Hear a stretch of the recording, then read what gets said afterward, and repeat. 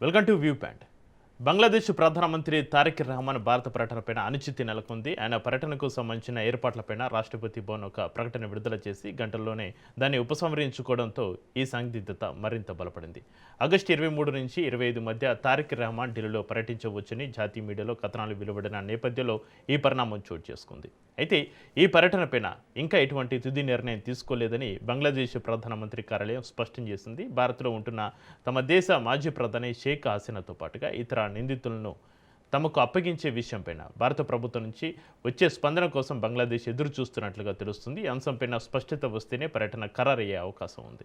ఇక ప్రస్తుతం భారత్లో నివసిస్తున్న షేక్ హసీనా తాను త్వరలోనే స్వదేశానికి తిరిగి వెళ్తానని ఇటీవల ప్రకటించారు. ఆమె మీడియా సమావేశాలు నిర్వహించడంపైన బంగ్లాదేశ్ ప్రభుత్వం తీవ్ర అభ్యంతరం వ్యక్తం చేస్తూ ఆమెను తమకు అప్పగించాలని పదే పదే డిమాండ్ చేస్తుంది. అయితే ఈ విషయంలో భారత ప్రభుత్వం ఆచితూచి వ్యవహరిస్తుంది. ఇదిలా ఉండగా సెప్టెంబర్ 12, 13 తేదీల్లో ఢిల్లీలో జరగనున్న బ్రిక్స్ శిఖరాగ్ర సదస్సుకు తారిక్ రహమాన్ హాజరవుతారా?